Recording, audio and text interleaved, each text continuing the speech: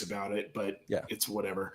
I mean, it's hard not to get excited and start cussing when you're talking about our boy Roschon going to John's Bears, which is, John, it's so funny how this played out because, dude, we have been on his jock for weeks. Oh, and then he goes to your Bears and like, dude, guys, is there a better situation for Roschon Johnson right now? Like, his competition is Khalil Herbert, who has, while I love Khalil Herbert, dude's been kind of inefficient if you start to kind of dig into his metrics. Like, so, the way that I look at it, behind the obvious top two running backs, Bijan Robinson, Jahmyr Gibbs, who went early in round one of the NFL draft, he probably had the best landing spot because he's competing with Khalil Herbert and a guy on a 1 year, $2 million contract. So long term, give me Roschon. Well, don't forget, we've also got running back Justin Fields, RB1.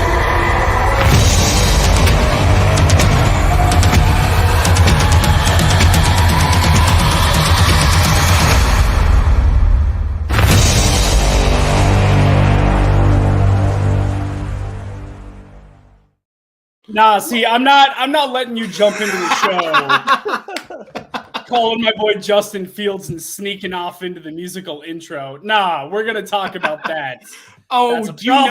You know I'm just giving you shit, John. I love Justin Fields. He's probably my second favorite quarterback in the league right now because I have to say that Russell Wilson's my favorite because I'm a Broncos fan and it just makes me feel gross. Yeah, I see that look, Matt. Guys, I'm sorry. Thanks for tuning in to the latest episode of Dynasty Diehards. You may notice we have a gorgeous, picturesque guest with us today. The one and only Matt Chester from Undroppables and Fighting Chance Fantasy. If you are not following him on Twitter, make sure you look him up at FFMadJester. Matt, thanks for joining us, man. I was actually just on with you on Monday, so we're getting a lot of love this week. There's just so much to talk about. We got to clear time in our schedules. It's busy between I don't know if are y'all in any rookie drafts right now? I'm in 6. Yeah. Yeah, I got a smattering going on. I have 2 leagues where there's been people that are incommunicado that we've been waiting on, and it's like. But at this point, I'm thankful for those guys because 6 at once is a lot, and if I can stagger them a little bit, thanks, guys. Well, my dumbass is doing a startup draft right now. In addition, yes, but let me tell you just real quick before we get into our NFL news and notes. Here's the thing: this was my start. I got Lamar Jackson, and then on the turn, I got Jonathan Taylor, and then in the 3rd round, I got Tua. Ooh, okay. That's pretty good. Yeah. Pretty spicy. I can play. Yeah. Some of the guys in that league might be watching this show. So, guys, it's not that good of a draft. I don't have that good of a team. Please don't leave the league. There's money on the line here. I was real quick to the chat. We got Brad Bolt saying, "Hey, guys," and he wants to know, is that Jimmy G? Who? I don't know. Maybe it is. Jimmy G in disguise here, joining us to talk some Dynasty Fantasy Football. I actually get more Aaron Rodgers growing up. Oh, I can see that. Can you see it? I can see that. When I grow a beard, we were in Boston one year, and this guy was convinced I was Ben Affleck with my beard. Convinced. You Ben Affleck. Yeah, well, I mean, Those that's are the fair. rules. That's fair. All right, guys, let's get into it with some NFL news and notes.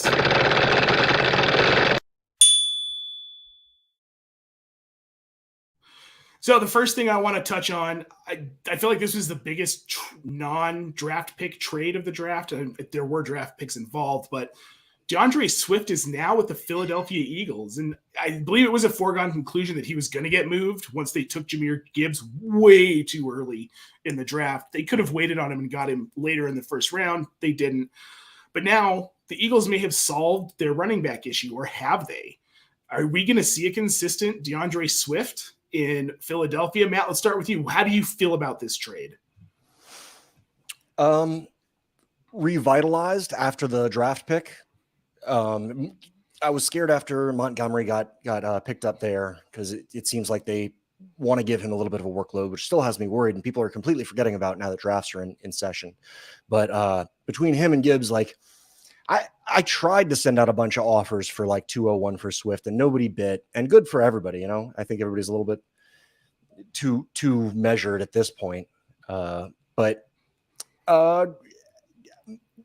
my evaluation of it is he's very catch happy on a very not running back pass happy offense, which between just his explosion could make up for it, but his main feature is going to be dampened by the fact that they have a mobile quarterback that can do the job himself. Sure. John, are you kind of feeling the same way about this, or do you maybe have a little bit more hope for DeAndre? Yeah, I mean, the three teams that targeted their quarterback or targeted their running back in the passing game the least last year were the Philadelphia Eagles, the Baltimore Ravens, and the Chicago Bears. Why? Because, like Matt said, they have the rushing quarterbacks. They just take it themselves instead of checking it down. So that does concern me a little bit. I will say that he does fill a direct need on that offense, that they do have an elite offensive line, and that they do like to run the ball a lot. So Swift is going to have to operate more as a kind of bell cow running back in order for you to get this top end fantasy production out of him in the Philadelphia offense, which we haven't really seen him show that he can do that with the durability intact throughout his NFL career. So I am a little bit worried that he's either not going to hold up or that it's going to be a real timeshare between him and Penny, because they didn't really give much to get him. It was kind of a dump from Detroit to be like, no, you guys can have him take the salary because we just got Jahmyr Gibbs. I'm trying to remember offhand. I don't have the numbers directly in front of me, but didn't they just like swap mid-round picks or something? I want to say it was add a late, add a 7th, 4th and 5th, something like that. Yeah, it wasn't a whole lot of investment that they went out and to take him on. I think it gives them more depth. It gives them more options. But I am kind of worried that it's going to be this rotating backfield between he and Rashad Penny, since they don't really ask their running backs to catch passes. Well, see, and where my concern comes in here is this. They already had the Lions already had DeAndre Swift, and then they went and they drafted a more expensive DeAndre Swift. So what that tells me is they didn't believe that DeAndre Swift could get the job done. So now they went and invested very high draft capital in Jahmyr Gibbs out of Alabama. And that tells me that's an issue. And I just don't know. At this point, I'm looking to sell him. What are you guys doing with your shares of DeAndre Swift?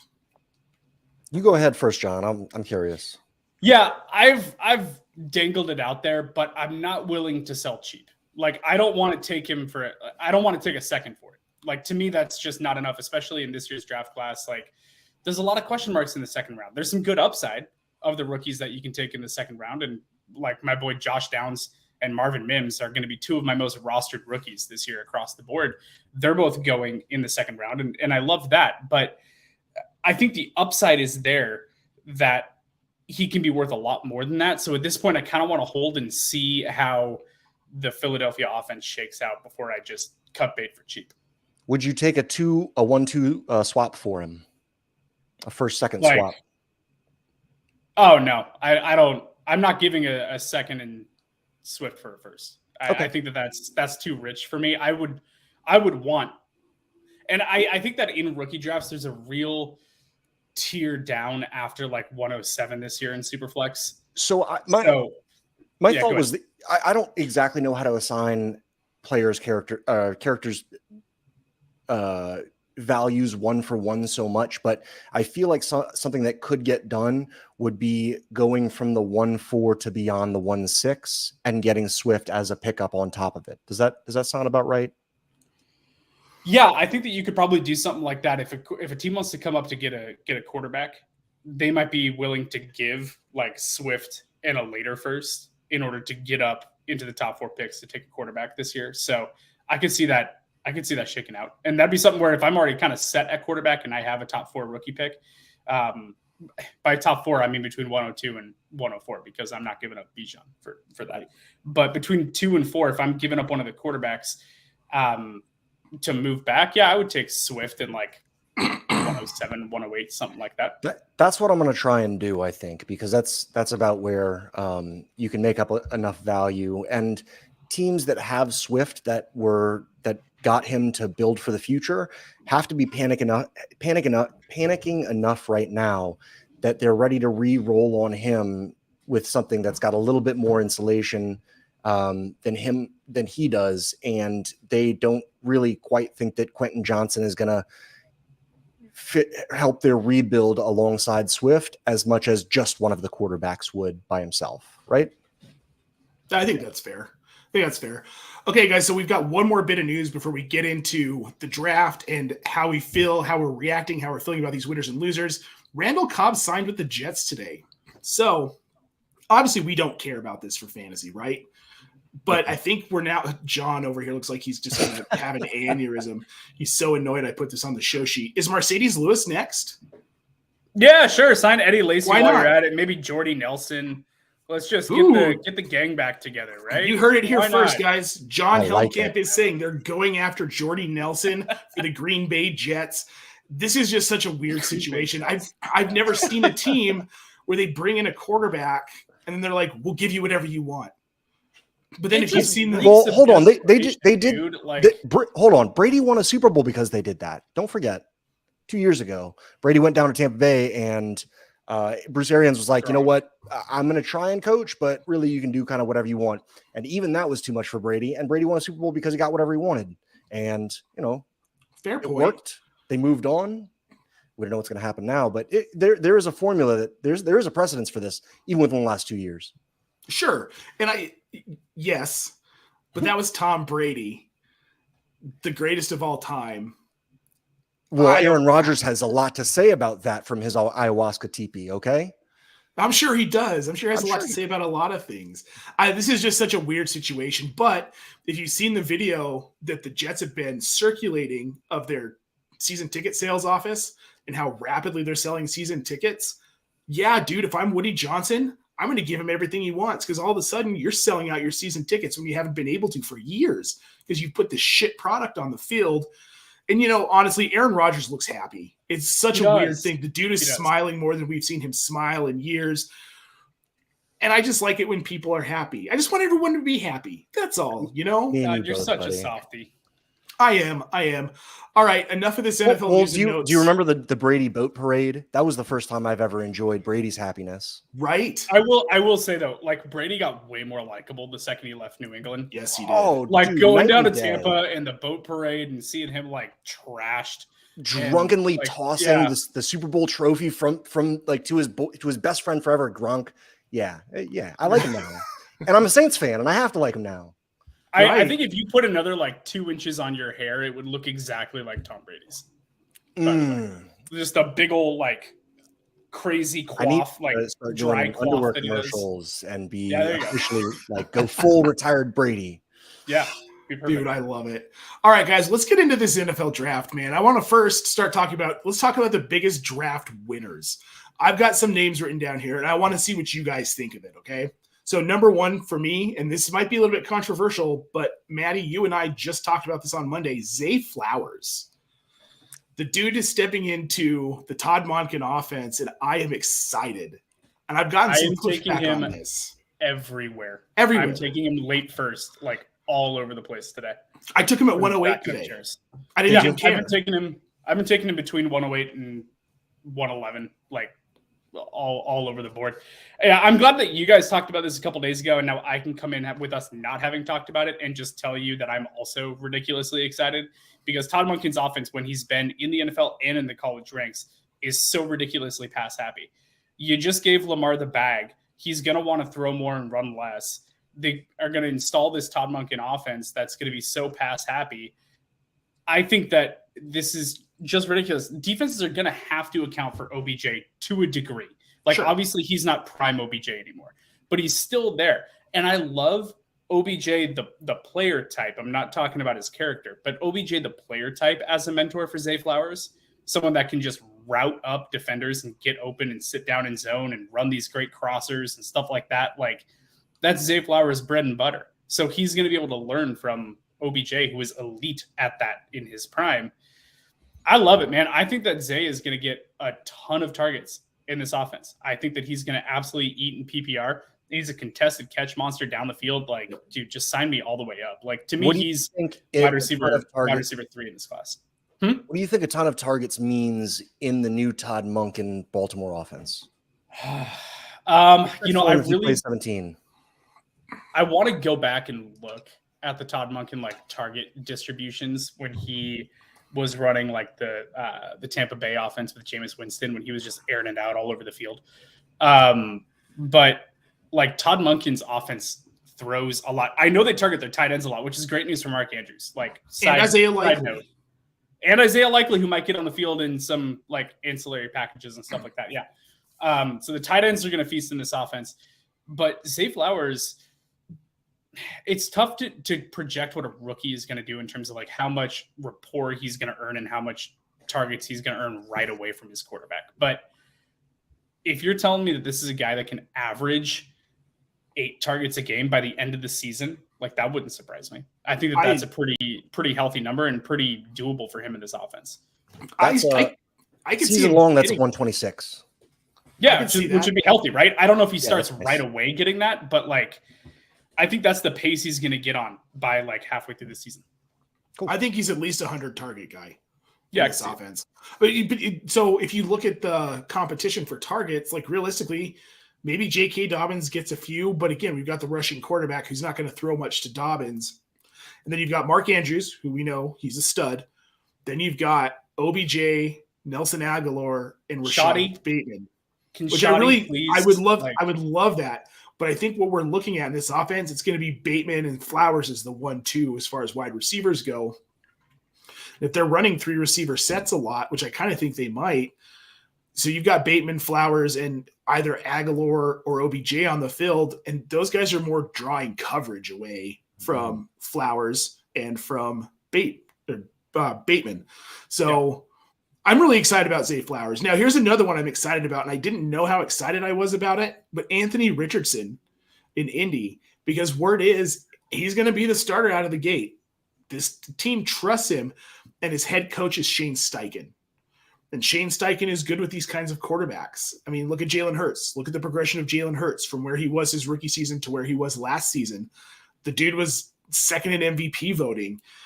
Now, I'm not saying Richardson's going to be second in MVP voting next season, but I think this guy has a legitimate shot to be a high-end QB2 in his rookie season in Superflex. Now, okay, Matt, am I crazy? No, I think there's a wide valley of risk and reward. Like you would I don't know about y'all, but I would give 2 Bijans for a Jalen Hurts, right? Yeah. But the risk pushes, we're not going to even say coin flip. We're just going to say nice situation, coin flip, possible ceiling comparable Jalen Hurts. I think I've done 5 drafts so far, and I have 2 Anthony Richardson and no other quarterbacks, and that's very, very, very scary. Sure. We'll see how it goes. But it's either going to be a flop or a great, right? Yeah, exactly. And at this point, we see fantasy managers, dynasty managers in their rookie drafts, they're taking the chance on him because he's not – if you're past the 4th pick, you're not getting him. He's been the first quarterback off the board. I haven't seen him go 1-3 once. He's never gone 1-3. Nope. It's insane to me. Like it's for a guy that had 13 starts. Like it's just unbelievable the ascension. I mean, I remember talking about him this last fall because I'm a really big college football guy. And going into the season, I was like, yeah, I'm really excited about this kid. I'm excited to see like what he can do. He's really toolsy. We know he's got the athleticism, stuff like that. Made some great plays, had some real down weeks, some real up weeks, like was really inconsistent. And then all of a sudden the combine happens and now he's the next Jalen Hurts. And it's a huge ask for him to become that. I agree with what you're saying though. You're either hitting a home run or you're striking out. It's true 2 outcomes with Anthony Richardson because I don't think there's a middle ground. Now, these athletic quarterbacks, the rushing quarterbacks, when they come in, they have the opportunity to give you fantasy production like a floor with their rushing ability before the passing game kind of catches up. So he might be able to do that in his rookie year and kind of help you right away, give you some production. Asking him to come in and be like a dominant quarterback as a rookie, though, I don't see it. I think he's going to take a lot of time to adjust to reading NFL coverages. That, and you're also talking about an Indianapolis offense that has not had a rushing quarterback. So if Steichen is coming in and he's going to install that type of offense, it's a complete change in philosophy for this offense, for the offensive linemen, for the roles of everyone on the team. That's not what they've been doing because they've just been sitting back there with pocket passers for the last few years, at least. So now it's a massive philosophy change. If you're going to come in and be like, okay, cool. Well, we're doing design runs to the quarterback like Baltimore, like Philly. It's a big change. So I think there's going to be a curve. I don't think you should expect him to come in and give you a ton of fantasy production as a rookie. The upside is there for like a year 2 jump, I think. But again, you're asking a guy with only 13 games of experience to come in and learn how to read NFL defenses and go through his progressions really, really quickly. I think there's going to be a learning curve.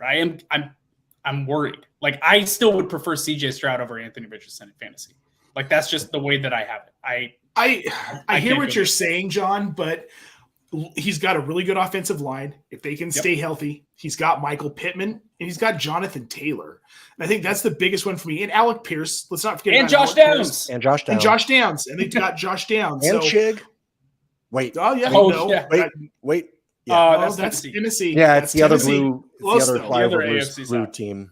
I think this might have been the best situation for him to land in, given the range where we knew he was going to go, because he has weapons. And the thing that really tips the needle for me is Shane Steichen. Let me stop you there, because he would have been way more fun with Arthur Smith in Baltimore.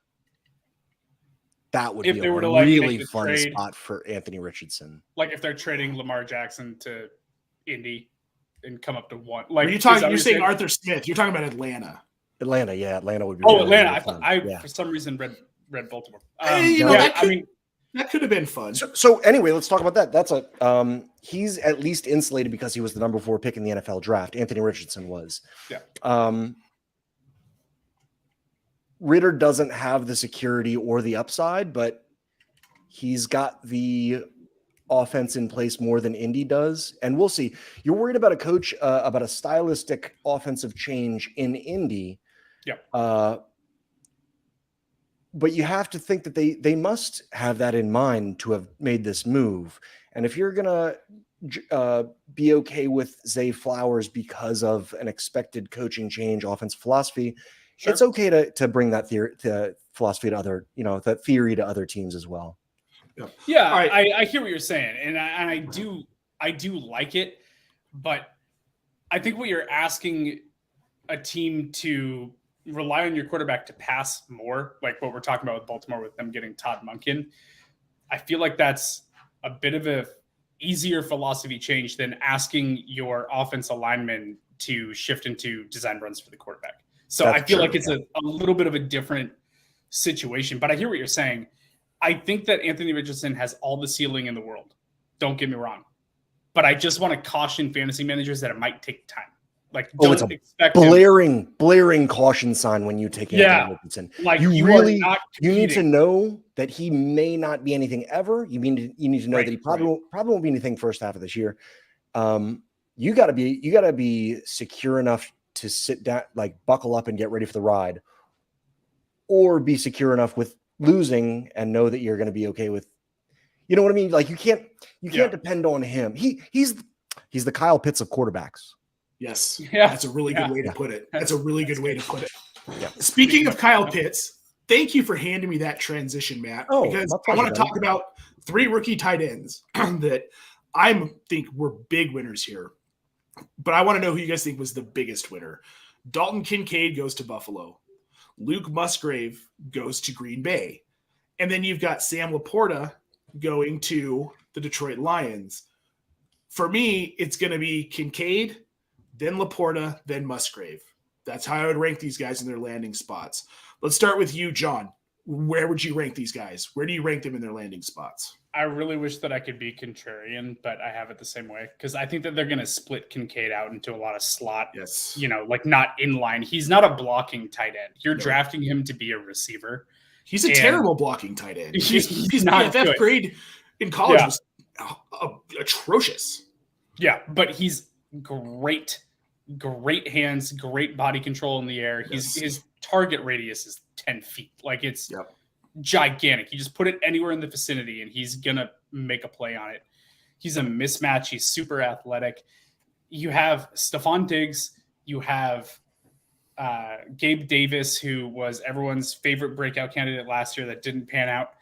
And then you have Dalton Kincaid, who's going to be able to line up and operate Yep. in a really interesting place in the field where he should see a lot of open looks. So I think Kincaid is going to ball out. I love Sam Laporta too. I love the Iowa tight end factory. I think he's a really interesting fit in Detroit for what they're trying to do. And they also need pass catchers, especially with Jahmyr getting suspended like an idiot. Yep. And then Luke Musgrave for me is way down the list because they also drafted Tucker Kraft in the third. I don't know what Green Bay was doing double dipping at tight end in the second and third round, because now you have two guys that are just going to cannibalize.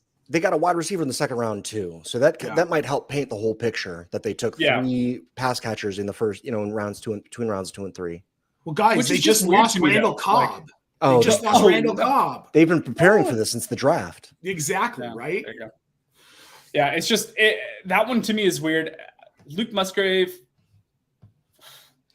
I don't know. I think that's going to be an interesting situation with the 2 tight ends there. You've got a slew of young wide receivers. I mean, think about it. You have 5 pass catchers on this team that are going to be in their second or rookie season based on what they drafted last year as well. So you have so much youth across the board. How this target distribution shakes out with a quarterback who's just coming into starting also open to me. Like, I basically have no idea in his second year, right? He's also basically a rookie. Yeah. Like, this is going to be an experiment. I don't know who he wants to target. We have no history on what it's going to look like. So, right. I don't know. I'm not jumping the gun for Luke Musgrave and rookie drafts. Okay. Fair enough. Matt, where are you at on these guys? I am so in love with Sam Laporta. He is such a nice discount Kincaid. Kincaid is going, I think in all 5 drafts that I've done, he's gone exactly 111, which is interesting. Like, that's cool. That's some nice security. And in most of the drafts that I've done, Superflex rookie 12-man leagues with 0.5 tight end premiums, 110. Oh no! But that's where he's going, right? He's a late first in every league. I haven't seen him slip to the second. And then I see Michael Mayer go right at 2-4 pretty much every single league. And Laporta I've seen go as late as 3-2. And if we're going to arbitrage those 3 guys, definitely give me the guy that I can, trade back from 111 to 208 for a 24 first. And I'll take Laporta over Kincaid every single time. If I can get an extra second to go from one to the other, you can. That's the arbitrage range that you can do. But I like everything that you said about Luke Musgrave and Tucker. They took Tucker Kraft just 1 round behind him. I think it was 11th pick in the second round for 315 for Tucker Kraft. 315 for Tucker Kraft. So we don't know which way it's going to go. There was the year that Baltimore drafted Hurst and then drafted Mark Andrews, and we see which one ended up well. And you should kind of shift your expectations in that kind of way. And we don't know. I'm not taking a risk on any of those guys. And I love that people are going really heavy on Kincaid. So I don't have to, because he is a big body guy. They do have Diggs, who has a wide spread to catch the ball. You've got Gabe, who's big bodied. They've got Dawson Knox, who's big bodied. They've got the Russian quarterback, who's big bodied. So they're just they're repeating the same. And then I think they drafted somebody in the 3rd or 4th. That's also a big bodied wide receiver. And we don't know what's going to happen. Justin Shorter in the 5th. Okay. So they've got a bunch of massive dudes, and they've got a bunch of Khalil Shahirs who they're replacing the old Beasley and getting. They had McKenzie last year who transitioned to Shahir this year. They've got their roles, and they're just spreading the big boy role around so many different pass catchers. I don't want Kincaid that late or that early. I'm happy to get Laporta, who is competing with not Jameson Williams to start the season and wouldn't be fighting for targets with that tiny, incredibly fast dude anyway. He's not going to be fighting Amon-Ra St. He might be fighting Amon-Ra St. Brown across the middle. Laporta might be for targets. Maybe a little, but if that's the competition to go around here, if that's the competition, there's not many places for it to go around to. There's Jameson, there's Amon-Ra St. Brown. Who else is there up there besides now Sam Laporta? There's not another. Brock Wright doesn't catch anything. Who's the other guy? Wasn't it Yeah. Wasn't it Jared Goff that gave Tyler Higbee his best season? That's right. Yes, it was a 6-game stretch, and he was the tight end 1 for 6 games. Yeah. It was like record breaking.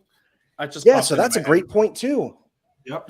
So we've got a question in the chat I want to bring up here from friend of the show, Richard Sickles, who I told you one of the guys from my startup was going to pop in here. Dixickles. Yes, that's right. He's trying to get away from that, guys. He's being more adult. He's Richard. Oh, right? he's mature now. He is. He wants to know what our thoughts are on Meyer landing in Las Vegas. I just want to point out the fact that Matt's going to be targeting him in Las Vegas there as the quarterback, Jimmy Garoppolo. Yeah. Jimmy G, though, tight end friendly. It's a great landing spot, in my opinion. It really is. For Mike Mayer. I mean, we just talked about those other guys. We didn't bring up Mike Mayer, but to me, he and Laporta going back-to-back in the second round was fascinating, by the way. Sure. 34th and 35th pick. That's a really tough difference. Like choosing between those two to me is really difficult because Sam Laporta is really, really talented and very polished. And so is Michael Mayer. He's a great blocker as well. He's your do everything tight end, kind of like your George Kittle, right? Like he can get dirty in the blocking game, and he can also be a really friendly pass catching threat. So I think for a team that doesn't have a lot of weapons outside of Devontae Adams, I think that Mayer got himself a good landing spot as well. Okay, so guys, let's move on to the biggest draft losers. This is a little bit shorter of a list because there are only so many guys you have expectations for. The first one I'm going to bring up, and I'm just going to lay out my case for this to start and see what you guys think. Devin Achane. I mean, for fantasy, they've already got Jeff Wilson, they've got Raheem Mostert, and now you're bringing in Achane. I don't think I'm really excited about trying to get him in a rookie draft at this point. It's going to be a 3-headed monster. Mike McDaniel runs the Shanahan system. We see what that Shanahan system is when you don't have Christian McCaffrey as your running back. I just don't think there's any value to him. He's a guy I'm not touching in rookie drafts. I'm just not touching it unless we're talking like you've got the last pick of the 5th round in a rookie draft. And there are some that go 5 rounds. I have a couple that are going 5 rounds. Then maybe I'll consider it because, honestly, he's just going to sit on my taxi squad for 2 years until I drop him. My brother in Christ, I have not seen him hit the 2nd round in any draft that I've done so far. I got him. He just went 201. There you go. You keep on messing me up, man. It's like, oh, well, there goes Kincaid. One pick early. Everything negated. Thanks, John. And then Shane 1 pick later. Yep, I got you. I just can't subscribe to this. I'm not saying that he's not a talented running back, but landing spot matters. And Matt, I think you and I talked about this with Matt Ward a little bit on Monday. Landing spots are important. Draft capital is important. There's a lot of arbitrage to be done around Devin Achane because a lot of people believe in him. And this is that believing in players that were all in a tier, or maybe even at the beginning of a tier or at the end of a tier, pre-draft process, when they get all mixed up for what seems like a lot of silly reasons. The best thing you can do is take advantage of all those silly reasons and not follow into them. So we talked about a trade that I did the other day when I was on the clock at 111 and I was looking at Achane, Kendre Miller, and I think Zach Charbonnet, who are basically the 3 guys that are going in that tier right after Gibbs and Bijan, of course. So in those three tier guys, for some reason, Charbonnet kind of got pushed to the back of the line. And I'm not sure why. Maybe it was him getting drafted around ahead of Achane and Kendre Miller. Maybe that was it. Maybe it was him getting drafted to a team that's going to do more running with only 2 running backs instead of less running with 3 running backs like Kendre Miller in New Orleans and Devin Achane in Miami. It doesn't make sense to me what this big craze about Achane is, because historically, I think if you want to have a sub 190 pound running back who gets you an RB1 season or even an RB2 season, you have to go all the way back to who was the main guy that did it? LaDainian Tomlinson. It's been like 15 years for there to be a consistently good player this big. So it doesn't make sense to give such an important pickle that you can do different things with towards this tiny little dude. It doesn't make sense to me, especially when on the clock the other day, we talked about this, Nate. I traded the 111 for Derrick Henry and 2/3 Yep. Somebody got really excited about A-Chain and they wanted to change their team around and like, oh, well, next year, Raheem Mostert will be gone. He'll be 33. And Jeff Wilson, who's that? Blah, blah, blah, blah, blah. But if you can trade A-Chain, like an unknown quantity of that 3-headed backfield, which is going to stay a 3-headed backfield because Mike McDaniel's a Shanahan disciple. And so he's going to keep churning through the guys that he brought with him from San Francisco when he was running the Shanahan offense with 3 running backs rotating, 2 running backs rotating. And now he brought those same 2 guys, and now he's drafting a 3rd guy. I have no faith in this one guy being any kind of bell cow or setting himself apart from the other 2 guys in that backfield. So why wouldn't I trade one of those 3 guys for Derrick Henry and 2/3 who the Jeff Wilson and Raheem Mostert managers will be happy to send those guys for a future 3rd. So you can get 2/3 of that backfield just for the change that they send you on top of an actually good running back. I don't care who you pick. If you want to pick like Miles Sanders has a pretty undisputed running back room. Like you just arbitrage the A-Chain pick and get 2/3 and go buy the other 2/3 of A-Chain's off backfield. That's my plan. I mean, one of my favorite tweets that I sent out like 3 years ago, I think it was that I don't care who the 49ers running back is because Shanahan doesn't care who the 49ers running back is. Boom, and that's I good. pull that up like all the time and retweet it when we go through these cycles where it's like, oh, who's the starting running back this week? It's the same thing. Yes. That's the Shanahan offense, and they're doing the same thing in Miami. So, better and best ball. Do you really want to take a 1st-round pick on a better and best ball guy? Like what you're hoping for is James Cook, but better, and for him to emerge even though they already have 2 of them. Yeah, it just doesn't make any sense. I mean, you drafted a 3rd piece of an interchangeable running back set because all of them are similar. They're really, really fast. They're small, and they're just going to rotate in so that none of them have to take the beating of a 250 touch running back. Exactly. Love it. So you mentioned a name.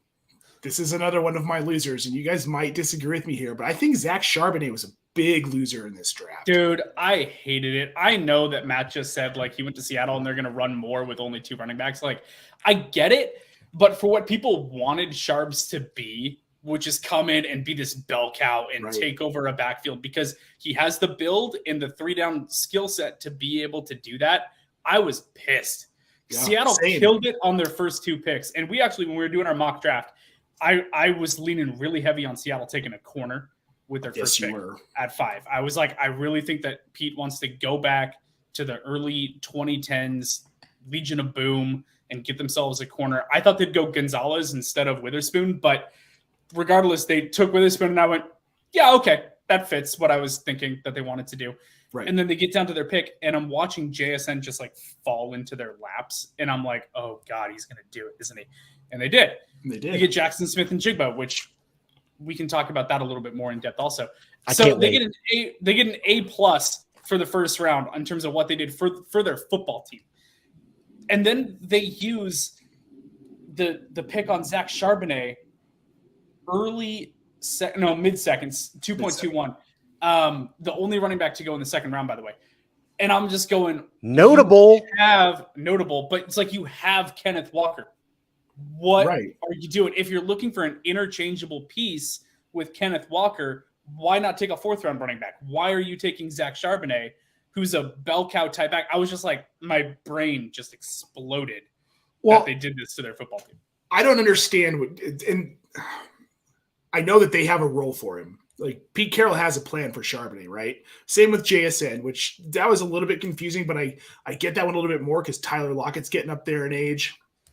He's not as young as he used to be. It's crazy how that happens. And he's going to be a great pairing with DK Metcalf. That pick I got.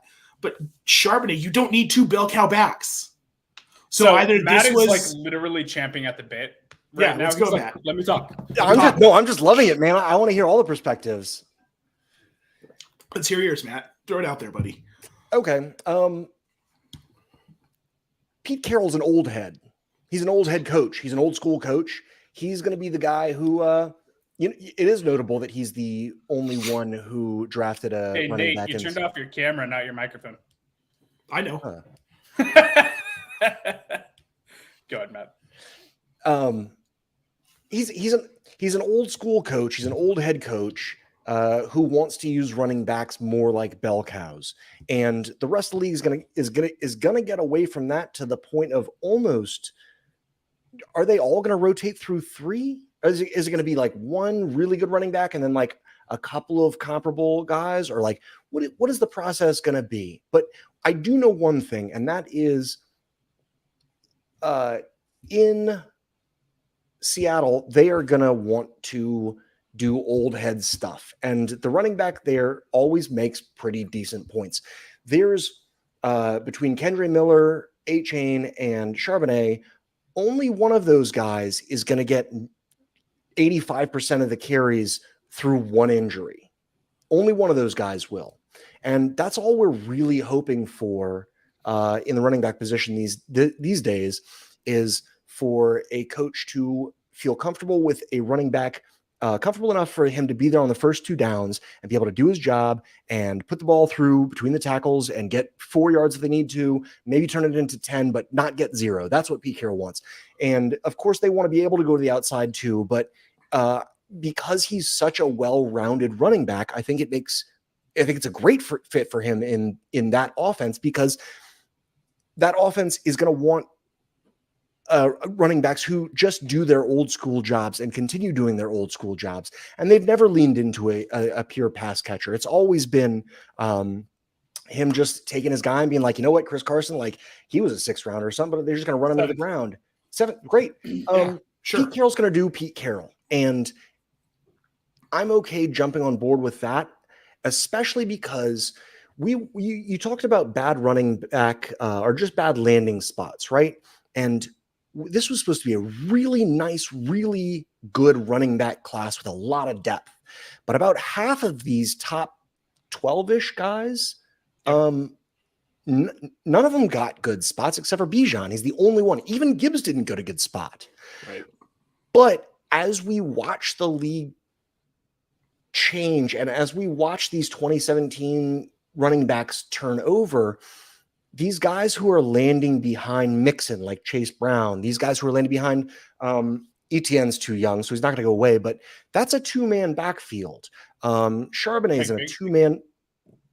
What's that? Yeah, Tank Bigsby going to Jacksonville. Tank Bigsby. He's in a 2-man backfield. Mm-hmm. Etienne is worth way more than a first. Are we sure that the NFL is going to prioritize one running back per backfield, or are they going to kind of like split the workload? And then I'm always going to want to do arbitrage on the running back. So if you have Etienne and you're like, well, he's going to cost you first, and then you get in Charbonnet at like 201, why would I spend 4 times as much for Etienne when this seems like what we've been talking about for years is this running back class and its depth and how we're going to be able to like, it's gonna re-flourish the league because running back lifetimes are cyclical, and as a whole bunch of them leave, the 2017 guys came in, and like as those guys are aging out, they're 28 years old. We always knew that the landscape was going to change completely, and then we look at it and we look at we look at it changing, and we forget what we had been talking about this entire time, where over the last few years, running back is the most situational dependent out of all the other positions. That's why zero running back worked. Is because if you can start 5 wide receivers and then just cycle through, and they're really good wide receivers, you can make 2 out of like 7 running backs work. If you just get a bunch of handcuffs or get a bunch of, Madison's, they'll give you 3 games a year, whatever. You can always buy Deion Jackson for a 4th for 2 games and he'll give you 15 points a game. So that's always been kind of the game. And we've always, as a dynasty community, we say that's the way to go. That's the way you build a team, is you just do zero running back and you build on all the other positions. And then when you're ready, like you can still kind of cycle through the handcuffs and do as you do, but then you can start to afford the good running backs. When is the NFL going to learn? When are they going to learn that the way to get good production is to not care about your running back and just put them in a system where anybody could just do really well? And then I feel like this year the NFL did learn, and that's why Zach Evans went in the 6th round, despite being somebody that we thought was going to go in. Like, is this guy going to go in the second round? We don't know, but we love him. Well, he got his ass replaced by a true freshman at Ole Miss, Quinshon. True, but the Dynasty, but the Devi RB1 true freshman. Oh yeah. So like TCU, okay, recruit. okay, Mr. Roschon Johnson has all this clout. However, he didn't play up? because he got replaced by a freshman, right? So like, pick a lane, my dude. Is it Roschon Johnson season? Darts off. Like let's go. Okay, I just want to fire through a couple more players here on the Biggest Losers. Then we are going to get to Roschon Johnson here before we close out the show.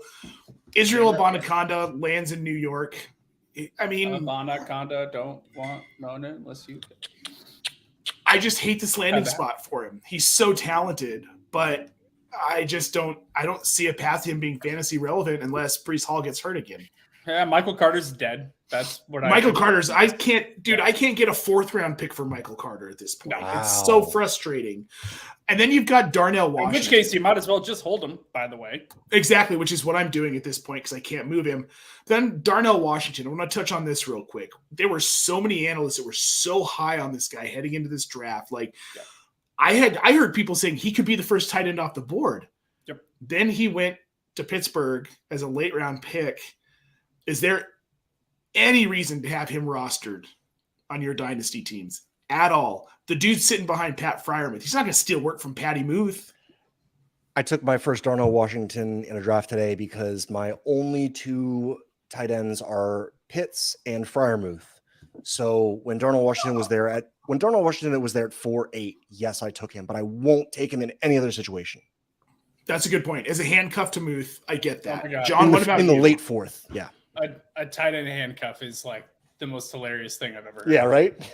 Sure. It's amazing. So Darnell Washington, what's interesting about that is first and foremost, he went at 330. So he went late 3rd round.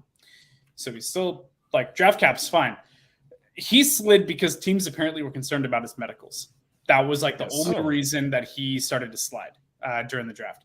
So I'm not sure exactly how that's going to impact him long term, but you're talking about like an alien of a tight end. Like he is just ridiculous in terms of the size and the speed and the athleticism that he brings to it.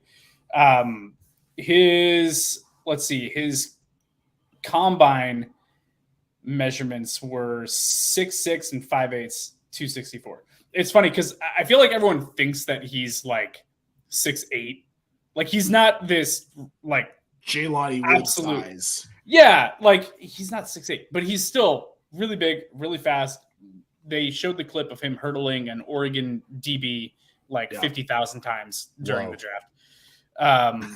During the combine, they showed him moving that tackle dummy sled, and he looked like I watched it, and I was like, I don't really understand why this keeps getting so many views over and over. And then I watched another tight end do it, and I was like, because it's actually it's a job. Really hard. But he made it look like he was just like, putting on his shoes and going to the car. The way that he handled that thing. So by comparison, he's a freak. He's ridiculous. But I think for Pittsburgh to use a 3rd round pick on him, this is why we talk about draft capital, because if you're spending good draft capital on a player, you have to have a plan for it, right? Like he's got to have some sort of plan in this offense. I don't know if they're going to come out and start running a lot of 2 tight end sets and that he's going to get on the field a lot. I mean, you look at they didn't address wide receiver in the draft. So they signed Allen Robinson. So don't forget about that. I know it's nothing, but you got to think it's going to be Kenny Pickett who's going to be throwing to all these dudes. Right. So many dudes. Yeah, so I think it's just tough because I mean Muth so many dudes. Muth is ridiculous, especially in the red zone. But I think that if they're going to use Darnell Washington, I think that he's going to be more of a middle of the field kind of guy. I think they're going to try to get creative and get this really, really athletic tight end into space. Start running some 2 tight end sets. So I don't know. I think he's worth it. He's definitely going late in rookie drafts. I mean, he's available in a lot of 3rd rounds. Matt, the fact that you said you think you got him in the 4th. I've never seen him go before. I've never seen him go in the 2nd. Like I've never seen him go mid 3rd even. I think mid to late third is where I've seen him go in a few, but that's Nate. He's late. gonna pull up his phone. He's gonna be like, "Look, 305. Gotcha. Yeah, right. Gotcha. let me find it. I've got multiple drafts going right now. You said but mid. No, so you said mid. He's 2 picks before the middle of the round, actually. But yeah, so I think that it's interesting. I'm willing to take a shot on the traits, right? Because like you said with the Baltimore situation, they drafted the 2 running backs in the same draft class, but you never know who's going to emerge on a depth chart. So 3rd round, tight end is one of those positions to me where I like taking late round flyers on tight ends because it almost never works. But if it does, and you get that gem that can give you a positional advantage over your opponent in fantasy, it's just gold to me. So I'm willing to take, a late round tight end that has good athleticism and hope that he can turn into something in Dynasty, or he just gets enough hype where I can turn someone that I used a late 3rd round pick on into an early 2nd. Cool. Call it a day. And then invest in a better wide receiver with that pick next year. Hey, league mate, would you like to buy Freiermuth for for a first? I know you're heading into the playoffs. No, I don't want to do that. Okay, I'll throw in Darnell Washington too. Okay, I'll do that. Like that's where I see his value. But let me ask you this, John, would you value Darnell Washington differently in different scoring formats? Because he's a seam stretcher, I kind of want to stay away from him in tight end premium leagues because he's not going to be capitalizing on what makes tight end premium special, which is more catches. He's just going to be very capable. Yeah, he's not a value play, in my opinion, at least not right now. I think there's no way to project that that's his role. It could happen. You never know what's going to happen. Maybe for some odd reason, something happens to Muth and he's not producing well and they end up not picking up his option in a couple of years. Like, you never know what's going to happen down the road. But I think to start with, he's definitely not someone in tight end premium that I'm like super invested in. Like Sam Laporta, I think can get targets. Dalton Kincaid, I think can get targets. Darnell Washington, I don't see him getting a lot of targets. You're hoping that this is someone that they end up deploying in ways where he's able to get into the end zone. I mean, he's going to be one of those tight ends, I think, where you don't have one of the elite tight ends, so you're hoping that your tight end gives you a touchdown this week. And that's kind of what you're looking at with him. So, I guess Dawson Knox. Yeah. Basically. Guy doesn't score a touchdown. He's worthless on your roster. 2 catches for 12 yards. Mm-hmm. And a touchdown. Touchdown. Yeah. All right, guys. So I just want to get to a couple things here before we get everyone out here. Just 2 rapid fire questions. So Matt, I want you to take this one first. Stetson Bennett to the Rams. Does this mean anything now that he gets to sit for a year or 2 behind his fellow former Georgia quarterback, Matthew Stafford? Or is this just nothing? Is he going to be a glorified backup for most of his career? Well, let me answer that with a couple of questions. Oh, I love this. No, he's not going to be important. I'm sorry. No, I agree. No, that's it. That was it. I don't have any more questions. Okay, John. Sorry. Yeah, not interested. Okay. I don't see it.